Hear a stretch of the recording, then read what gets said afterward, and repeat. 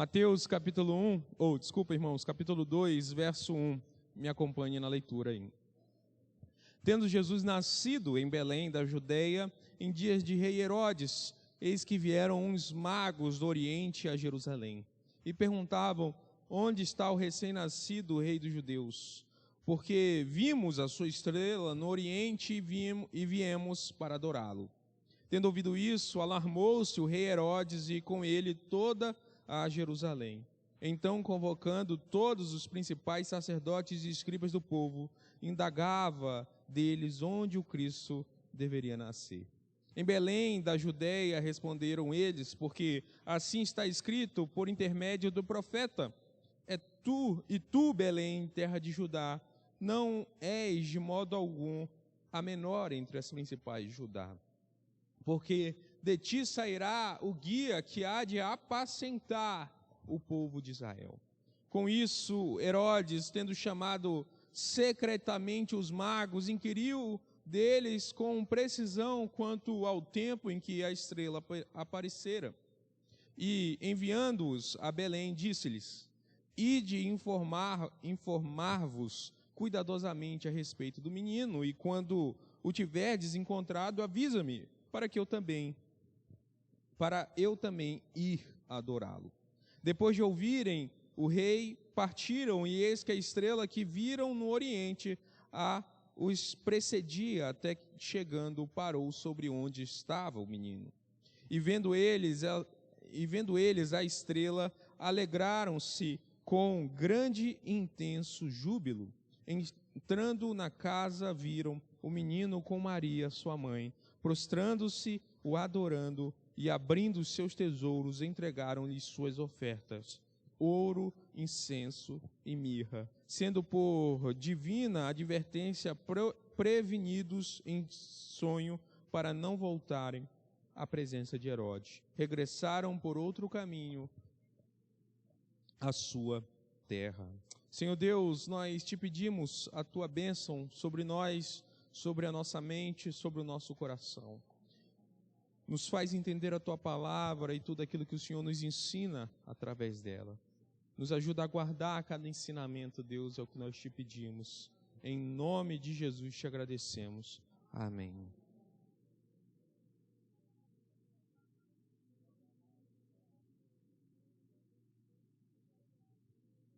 Meus irmãos, o texto bíblico nos conta nesse trecho sobre três perspectivas ou três reações distintas ao nascimento do nosso Rei Jesus.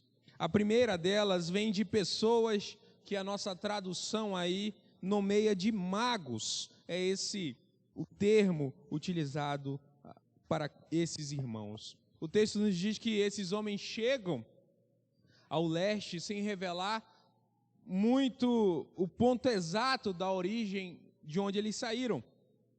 Mas eles vêm porque observaram, eles caminham porque observaram um fenômeno muito próprio, né? Um fenômeno astronômico. Apareceu uma estrela nova e eles logo interpretaram que aquele seria um sinal divino de que o rei dos judeus haveria de nascer. Aparentemente, eles não têm ideia de onde essa criança vai nascer, e eles saem em direção a essa estrela sem saber muito bem aonde iriam chegar. Eles caminham fixos, com os olhares fixos para aquele que eles julgavam ser um sinal divino. Porque eles desejavam nos seus corações, meus irmãos, desde a primeira vez que puderam ver a estrela brilhar, prestar algum tipo de homenagem, de culto àquele que era o sinal, né, da estrela. Muitos comentaristas, meus irmãos, vão discutir a origem e a quantidade desses magos, mas a grande maioria vai concordar com a tradução do reformador Lutero, que descreve esses magos como sábios. Eles eram sábios. A ideia é que eram homens estudiosos, que conheciam a palavra do Senhor, que tinham consigo um conhecimento a respeito não só da palavra, mas também da natureza. Eles sabiam também a respeito do mundo. Eram homens que tinham consigo o conhecimento do mundo, mas também do próprio Deus, das promessas do próprio Deus. Era muito provável, meus irmãos, que eles conhecessem a profecia de Números 24:17, que diz: vê-lo-ei, mas não agora, contemplá-lo-ei, mas não de perto. Uma estrela procederá de Jacó, de Israel subirá um cetro que ferirá as têmporas de Moabe e destruirá todos os filhos de Sete. Um teólogo, meus irmãos, chamado Heinecker, vai dizer que a notícia do nascimento de um rei que estava para vir ao mundo também era conhecida no mundo pagão. Todos conheciam a profecia que haveria de nascer em Belém um rei, o verdadeiro rei dos judeus. Os magos já deviam conhecer, meus irmãos, essa esperar, ter uma expectativa dessa chegada do Messias. Sabiam que sua estrela haveria de surgir do horizonte e eles poderiam observá-la e então seguir o seu caminho até a adoração desse verdadeiro rei. É importante, meus irmãos, ressaltar que os magos não viram uma estrela, mas a sua estrela. Observe comigo no verso 2, onde está o recém-nascido dos judeus, para que vimos a sua estrela no horizonte, no Oriente. David Stern, meus irmãos, um estudioso, ele está certo, eu concordo com ele, quando ele diz que isso parece fazer uma alusão ao texto de Números, como nós lemos aí no capítulo 24, verso 17, quando Balaão profetiza sobre a estrela de Jacó. O texto também, meus irmãos, descreve a reação do rei da ocasião, de Herodes. Ele começa descrevendo a reação dos magos, mas também descreve a segunda reação que o texto descreve, é a reação do rei Herodes, o rei da ocasião ali, daquele lugar, Lembrando que os judeus estavam sob o comando do Império Romano, mas o Império Romano elegia ali um rei para aquela ocasião ali, que era Herodes, no caso. O Novo Testamento, meus irmãos, menciona 4 Herodes, se os irmãos lembrarem bem. Primeiro é Herodes o Grande, depois Herodes Antipas, depois Herodes Agripa I, Herodes Agripa II. O primeiro Herodes reinou de 34 a.C. até 4 depois de Cristo. O Herodes Antipas, filho de Herodes o Grande, foi o tetrarca da Galileia. Herodes Agripa I perseguiu a igreja em Jerusalém e mandou passar Tiago, o irmão de João, como os irmãos lembram bem, a fio da espada, e ordenou a prisão do apóstolo Pedro também. Herodes Agripa II foi aquele que disse que a Paulo, em Cesareia, por pouco me persuades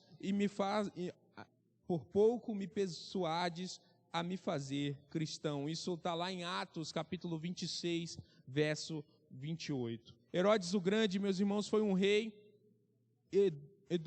idumeu e ascendeu ao poder em 34 a.C., como eu disse, com o título de rei dos judeus. Isso foi conferido pelo Senado romano, que comandava a região onde Jesus nasceu naquela época. Ele fundou a dinastia herodiana, governava sobre Israel e regiões próximas ali do governo de Roma, dentro ali de Roma, em 66 e 70 depois de Cristo.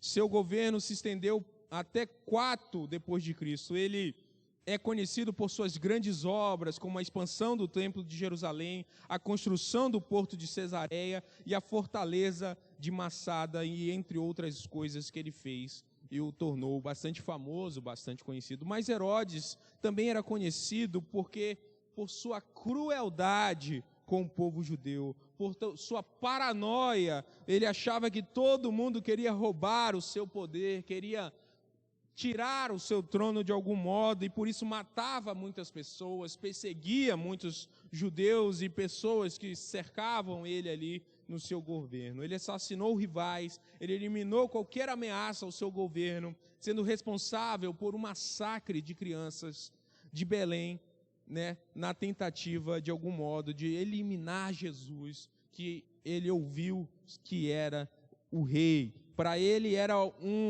um rival de trono, para ele estava nascendo um rival de trono, e por isso ele decide, sem pensar duas vezes, massacrar as crianças dali do povo de Deus. Sua biografia, meus irmãos, é marcada por uma tirania, por derramamento de sangue, por muita dor, por muita violência. A reação de Herodes, meus irmãos, em relação a Jesus foi marcada por esse pânico no seu coração, por essa curiosidade de saber quem é esse que vem para disputar comigo o meu trono, marcada também por essa sagacidade, por uma estratégia sutil para eliminar o seu concorrente, por uma dissimulação, por uma crueldade, por fúria e, por fim, também é marcada pela sua morte.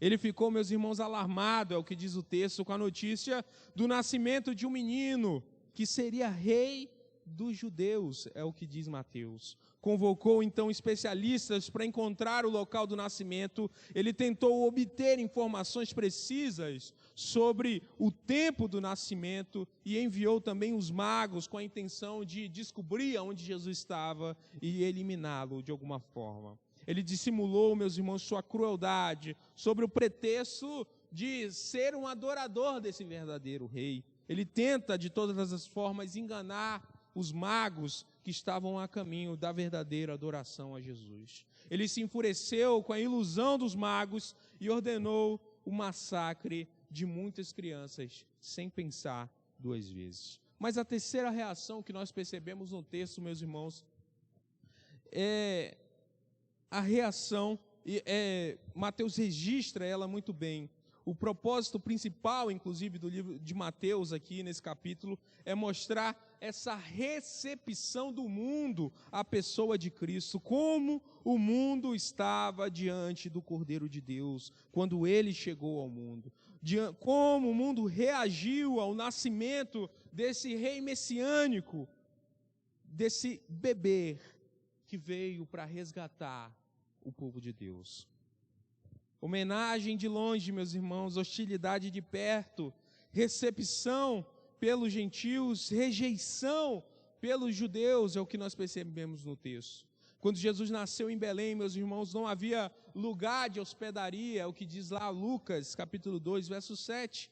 Na cidade de Davi, não havia lugar para o filho de Davi, para o herdeiro do trono real, descansar a sua cabeça, nascer tranquilamente. A cidade, meus irmãos, tratou Jesus com indiferença.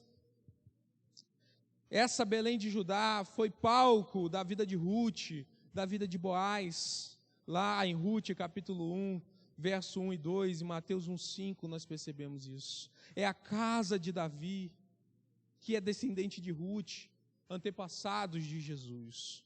Davi nasceu nessa cidade, foi ungido por Samuel em Belém. É isso que nós encontramos em 1 Samuel, capítulo 17, verso 12. A cidade veio a chamar-se Cidade de Davi, é isso que percebemos lá em Lucas, capítulo 2, verso 11. Jesus, que nasceu nessa cidade, a casa do pão, Belém, se intitulou o Pão da Vida, lá em João, capítulo 6, verso 35. O pão da vida, meus irmãos, foi rejeitado na casa do pão. É isso que nós percebemos aqui. Os principais sacerdotes, meus irmãos, os principais escribas, representantes e líderes religiosos do povo judeu em Jerusalém, demonstraram diante do fato do nascimento do Cordeiro indiferença. Apesar de conhecerem, tanto quanto os magos, todas as profecias em relação a Jesus, o seu coração se enchia de tudo, menos do verdadeiro evangelho. Eram indiferentes ao nascimento do verdadeiro rei e verdadeiro pastor. Os saduceus compunham os principais sacerdotes, enquanto os fariseus eram os escribas do povo de Deus. Ambas as classes, meus irmãos, corrompidas e envolvidas em questões políticas e financeiras, ignoraram a importância do nascimento de Jesus Cristo. Ignoraram o sinal, ainda que ele estivesse no mais alto céu, iluminando como uma estrela, fecharam seus olhos diante daquilo que era a coisa mais importante para o povo de Deus. O Sinédrio, meus irmãos, composto por líderes religiosos e anciões, era o supremo conselho judaico, mas a sua ausência nesse episódio indica uma omissão diante do evento do nascimento do Rei de Jesus Cristo. Os mais intelectuais, os mais poderosos, aqueles que mais conheciam ou deveriam conhecer as profecias de Deus, estavam com os olhos fechados para aquela luz que iluminava em direção ao Cordeiro, em direção ao verdadeiro Rei do povo de Deus. O texto, meus irmãos, de Mateus, nos aponta para um problema evidente em Herodes, e é o próprio Herodes que mostra com sua reação não apenas o temor do poder sendo usurpado de alguma forma das suas mãos, mas também a recusa de reconhecer a autoridade que aquele nascimento traria ao verdadeiro rei.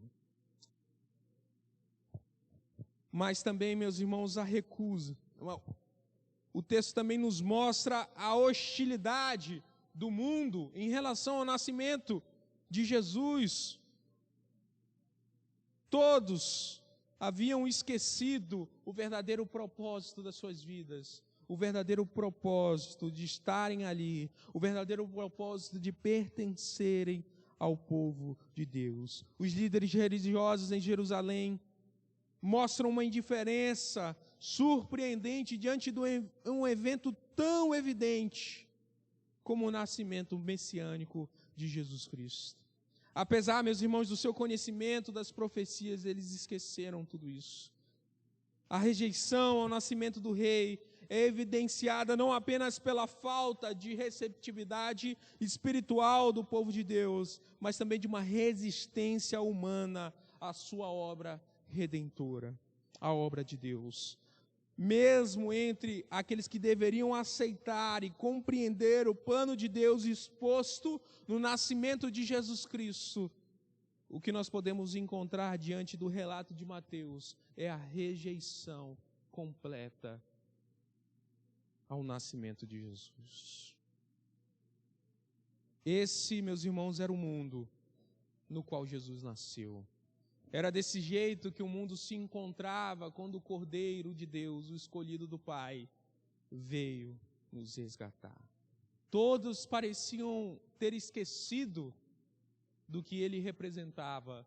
Todos pareciam ignorar o que ele era. E o que nós podemos nos questionar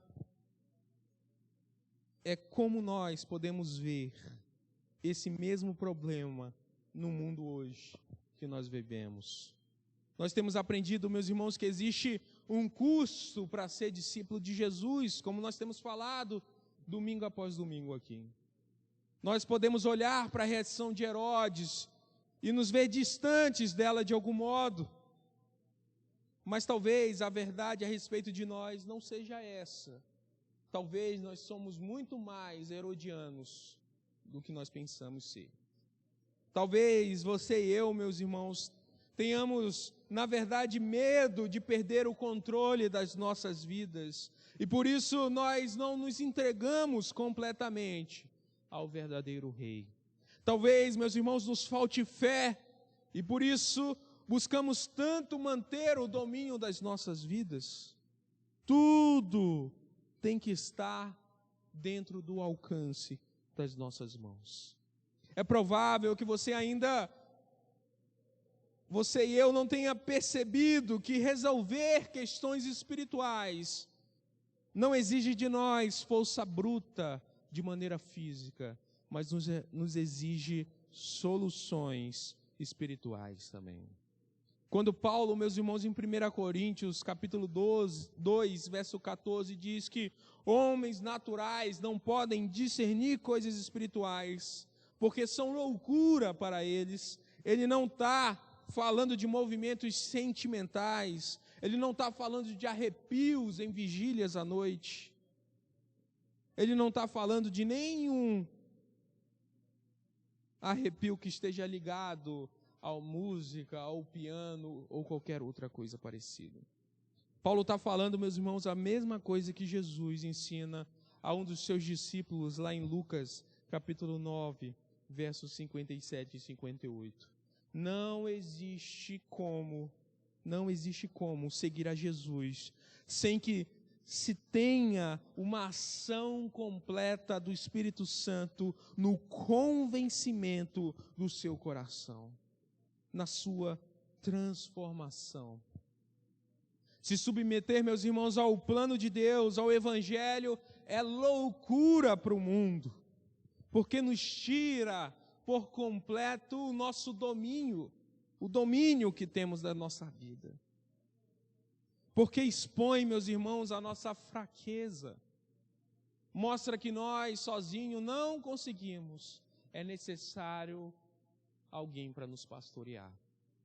É necessário alguém para reinar no trono que nós sentamos. Porque o nosso reinado não é forte como o dele. Bonhoeffer vai dizer que seguir a Jesus exige que o discípulo abandone sua vida interior e se entregue completamente à existência em comunhão com Cristo. O Evangelho, meus irmãos, é loucura para o homem natural, porque tira a sua tão desejada coroa. O Evangelho é loucura para o mundo aí fora, porque nos tira completamente do poder, nos coloca em papel de servo, porque o único Rei verdadeiro é Jesus Cristo. É Jesus Cristo, meus irmãos. O texto também nos mostra uma indiferença daqueles que deveriam ser o povo de Deus, daqueles que conhecem as suas profecias, que conhecem a palavra de Deus. O que nos mostra, meus irmãos, que muitas vezes nós vagamos dentro da casa de Deus, sem ter um compromisso verdadeiro com o plano de Deus. Essa atitude, meus irmãos, nos leva a entender que nós, muitas vezes, não conhecemos verdadeiramente o Senhor. Não adianta ler as Escrituras 2, 3 vezes no ano. Não adianta vir todos os domingos para a igreja. É necessário, meus irmãos, conhecer ao Senhor. É necessário entregar a sua vida por completo ao Senhor. É necessário, meus irmãos, muito mais do que perceber o Evangelho, é necessário viver esse Evangelho. Esse é o chamado de Jesus. Não adianta, meus irmãos, domingo após domingo estarmos aqui. Talvez a verdade a meu respeito e ao seu respeito seja que estamos muito longe do plano de Deus, mesmo estando tão perto da sua casa, mesmo estando aqui o tempo todo. Deixamos de dar, meus irmãos, abrigo ao Filho de Deus, porque muitas vezes nós estamos ocupados demais com coisas tão triviais da nossa vida. Com os nossos cargos, com o nosso trabalho secular, com nossos estudos e com tudo que a nossa vida, ou melhor dizendo, nós mesmos nos exigimos, nós esquecemos da exigência de pertencer ao reinado do Senhor. É geralmente, meus irmãos, na juventude que começa nosso distanciamento do Senhor, nós sabemos muito bem. A nossa faculdade, o objetivo de ser ou se torna muito mais precioso que a nossa fé. E por isso, muitas vezes, é na juventude, meus irmãos, me ouçam jovens, é muitas vezes nessa idade que nós nos afastamos, que nós nos esfriamos diante do plano de Deus. Quando nós nos tornamos adultos, estamos tão preocupados com o sustento da família, com o conforto que nós devemos oferecer à nossa esposa, aos nossos filhos, ao nosso marido. com aquilo que nós podemos aparentar para aqueles que nos cercam. Nós estamos tão preocupados com uma capa moralista que precisamos transparecer para os irmãos de banco da igreja, que muitas vezes nós esquecemos que o Evangelho, meus irmãos, não é sobre o que nós podemos ser. O Evangelho é sobre esse rei, nascido como nós, para reinar, para ser verdadeiramente o nosso pastor, para ser verdadeiramente o nosso exemplo. Nós esquecemos, meus irmãos, muitas vezes, que devemos nos parecer muito mais com Cristo, com Jesus Cristo, do que qualquer outra pessoa que nós tanto observamos e desejamos ser como ela. Quem é o seu rei, meu irmão? Seu rei é Cristo ou é você mesmo? Qual tem sido a sua preocupação, meus irmãos, na casa de Deus? Servir verdadeiramente ao Senhor ou ser servido? Isso aqui, meus irmãos, que nós fazemos durante alguns dias da semana, é um hobby para você, é um passatempo? Você está aqui, meu irmão, atrás de um milagre? Você está aqui porque é amigo de alguém ou gosta do pastor? Jovens, vocês estão aqui por causa dos seus pais? Qual é o verdadeiro motivo de você estar aqui, meu irmão? Por que você está aqui? Por que você está aqui? Mas o texto, meus irmãos, nos mostra o mundo bíblico também nas lentes das boas novas, da boa notícia do nascimento de Jesus Cristo. Há uma solução, meu irmão, para a frieza, para o desespero. Um rei que não nasce com pompa, com toda a pompa que os judeus esperavam, que não vem para se sentar num trono terreno e passageiro, porque o seu reinado, meu irmão, é eterno. O seu trono de glória não pode ser construído por mãos humanas, mas foi constituído pelo próprio Deus. Ele pode não ter sido reconhecido por seu povo, mas as nações o reconhecem. Os sábios o adoram porque compreendem que ele é o cumprimento profético do plano redentivo do nosso Deus. O seu nascimento, meus irmãos, aponta para isso. Esse rei é poderoso, é reconhecido por pessoas distantes. E essas pessoas, ainda que estejam longe, não medem esforços para se aproximar e adorar o verdadeiro rei. Os magos, meus irmãos, ao buscarem o rei, o recém-nascido, demonstraram que há uma determinação inabalável no coração daqueles que são chamados por Deus para o adorá-lo. Há uma devoção sincera para aqueles que no coração daqueles que verdadeiramente pertencem ao Senhor. Em primeiro lugar, meus irmãos, os magos não pouparam esforços para encontrar, melhor dizendo, e adorar ao Rei Jesus, mesmo enfrentando de algum modo uma jornada repleta de perigos, mesmo que essa jornada custasse de alguma forma a sua vida, eles adoraram para seguirem fielmente a adoração a esse rei. Em segundo lugar, meus irmãos, os magos buscaram uma orientação nas Escrituras, é o que diz o texto, para encontrar o Messias, reconhecendo que a palavra de Deus, ela é fonte de verdade e de sabedoria. A palavra de Deus, é nela que o Senhor promete, e é através dela também que Ele cumpre. Nós podemos estar certos disso. Em terceiro lugar, meus irmãos, eles perseveraram em sua busca por Jesus, mesmo diante do perigo representado pela hostilidade do rei Herodes.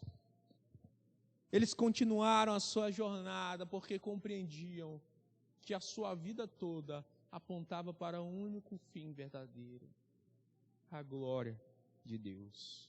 Eles entendiam que a adoração que eles precisavam fazer a Jesus era muito mais preciosa, muito mais importante do que a sua vida. Após, meus irmãos, encontrarem Jesus, os magos demonstraram 3 atitudes significativas: uma intensa alegria ao se depararem com o Salvador, uma humilde adoração diante da sua presença, da presença de Jesus, e uma oferta de presentes que simbolizava a sua fé na realeza de Jesus, na divindade de Jesus, no sacrifício que Jesus haveria de fazer por cada um de nós. Após, meus irmãos, o encontro com Cristo, os magos vieram em obediência às orientações divinas, sendo guiados por Deus e mudando suas rotas para não se encontrarem e serem mortos por Herodes. Este encontro, meus irmãos, com Jesus para os magos é transformador. Levou eles, cada um deles, a seguir um caminho diferente daqueles que eles vieram, demonstrando que não há como ficar igual diante do encontro com o Salvador. Não há como permanecer nos mesmos caminhos diante do Rei Jesus. Não há como não ser transformado diante da presença do Rei dos Reis, meus irmãos. O nascimento do Rei Jesus transforma os magos, porque cumpre o texto que nós lemos no início do nosso culto de Ezequiel, capítulo 33, verso 23. Suscitarei para elas um só pastor, e ele as apacentará. O meu servo Davi é que as apacentará e lhes servirá de pastor. Meus irmãos, Jesus, diferente de Herodes, é um rei como Davi, chamado por Deus, colocado por Deus, instituído pelo nosso Senhor. Davi não era chamado por Deus para exercer tiranamente o seu reinado, mas para substituir Saul. Davi se torna um rei pastor. É isso que diz o texto de Ezequiel. Alguém que tipologicamente apontaria para o verdadeiro rei das nações, Jesus Cristo, nascido em Belém, aqui no nosso texto, que vem para pastorear as suas ovelhas, aquele que ele mesmo chamou. Jesus nasceu em Belém, meus irmãos, para cumprir a promessa de Miqueias, capítulo 5, verso 2, que diz: e você, Belém, Efrata, que é pequena demais para figurar como grupo de milhares de Judá, de você me sairá aquele que há de reinar em Israel, e cujas origens são desde os tempos antigos, desde os dias da eternidade. 1 João, capítulo 1 diz: no princípio era o Verbo, e o Verbo estava com Deus. O Verbo era Deus. Todas as coisas foram feitas por intermédio dele, e sem ele, nada do que foi feito se fez. Só havia um rei no princípio de tudo. Só havia uma pessoa ao lado do Senhor, antes que se firmasse os firmamentos da terra: Jesus Cristo, meus irmãos. Diferente de Herodes, Jesus não é só um rei, meus irmãos, ele é Deus. E é o Sproul, um grande estudioso, que diz que os magos não vão a Jesus para homenagear um rei, mas para adorar um Deus. Eles reconhecem que muito mais do que um rei terreno, Jesus Cristo é Deus. E os presentes deles apontam para essas funções de Jesus. O ouro, meus irmãos, era um presente para se dar a um rei. O incenso era um presente para um sacerdote. A mirra, meus irmãos, era a unção para os mortos, o que apontava para o sacrifício que Jesus tinha nascido para fazer. Em Lucas capítulo 2, verso 34 e 35, é a profecia que José e Maria receberam, um texto que nós lemos também aqui na nossa liturgia. Simeão os abençoou e disse a Maria, mãe do menino: eis que esse menino está destinado tanto para a ruína como para o levantamento de muitos em Israel, e para ser alvo de contradição. Também uma espada transpassará a tua própria alma, para que se manifestem os pensamentos de muitos corações. Jesus, meus irmãos, cumpre todos os requisitos da promessa, e por isso que os magos o adoram. É por isso que eles oferecem a ele ouro. É por isso que eles oferecem a ele incenso e mirra. Porque Jesus não é um rei qualquer como Herodes. Ele é um rei instituído por Deus.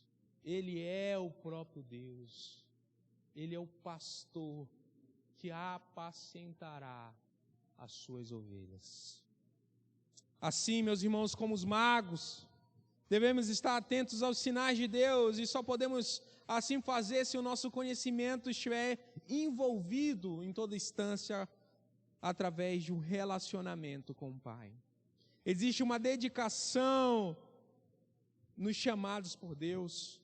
Nós podemos perseverar nas dificuldades da nossa jornada, da nossa vida, porque somos chamados à convicção que só pode se encontrar dentro desse plano redentivo de Deus. Podemos examinar, meus irmãos, na sua palavra, a exatidão do cumprimento das promessas do nosso Deus. Podemos nos firmar na sua palavra, porque ela acontece e acontece. Nós podemos suportar todas as coisas na certeza que o Rei Jesus pastoreará os nossos corações. Ele guardará as nossas vidas através do seu santo sacrifício. Meus irmãos, os magos creram sem pompa, creram sem milagres. Eles acreditaram que o menino nascido em um lugar qualquer era de fato o cumprimento profético do plano redentivo de Deus. Essa, meus irmãos, é uma fé madura, e é a ela que somos chamados a ter em Cristo Jesus. Nós somos chamados a enfrentar a nossa incredulidade, a incredulidade que nós encontramos no mundo aí afora, com uma fé salvífica nesse plano, nessa obra do nosso Senhor. A fé verdadeira, meus irmãos, vai além das circunstâncias, vai além das evidências visíveis, encontrando o seu fundamento na convicção interior e na confiança inabalável que só pode ser encontrada no nosso Senhor.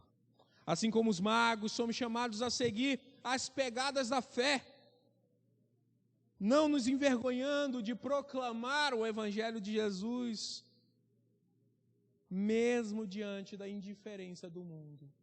Nós somos chamados a fazer como os magos, prosseguir, como diz Paulo, para o alvo. Em um mundo, meus irmãos, que desconfia o tempo todo de Deus, somos chamados a confiar no nosso Senhor. Somos chamados a adorá-lo com tudo que temos e somos. Num tempo onde a fé se baseia em emoções pessoais, nós somos chamados a crer sem ver. É João capítulo 20, 29 que diz: bem-aventurado os que não viram e creram. Jesus Cristo, meus irmãos, é o Rei em quem nós podemos confiar. Ele é o ato gracioso de Deus que nos liberta de nós mesmos e de todo o egoísmo, de toda a prepotência. Ele é o ato de Deus que nos traz para perto. Ele é o pastor, o bom pastor, que nos ensina que tudo em nós deve ser para a glória de Deus. Hoje, meus irmãos, nós somos chamados a adorar o nosso Senhor com uma fé certa no que esperamos, como diz Hebreus, convicto naquilo que não vemos. A palavra do Senhor se cumpre, meus irmãos, e se cumprirá. Podemos esperar o Senhor, porque Ele vem nos libertar do reino de Herodes, do reino do mal no qual nós nos encontramos. Ele nos transportará desse reino para o seu reino glorioso, o reino do Filho do seu amor, o reino de Jesus Cristo, nascido em Belém, para a glória de Deus. Eu quero concluir, meus irmãos, dizendo que nós devemos seguir o exemplo dos magos aqui, buscando a presença de Jesus nas nossas vidas, com sinceridade, com devoção. Que a nossa fé, meus irmãos, seja firmada na certeza de que o Senhor promete e cumpre a sua palavra. Ele não apenas nos chama, meus irmãos, para Ele, mas Ele mesmo conduz cada um dos nossos corações. Ele mesmo nos guarda em cada uma das nossas provações. Ele mesmo nos acompanha no caminho árduo da fé. No caminho árduo da fé. Foi Ele que conduziu os magos até Jesus. Foi a luz que os fez seguir até o centro, até onde Jesus estava. É assim que Ele faz conosco, meus irmãos. Nos conduz através da sua luz para o seu Filho, para o seu sacrifício, para a cruz de Cristo. Que todos nós possamos encontrar esse Jesus, esse verdadeiro Salvador. Feche os seus olhos aí onde você está. Senhor Deus, nós te louvamos pela tua infinita bondade, pela tua palavra que nos exorta e nos ensina a seguir e prosseguir para o alvo, para Jesus Cristo.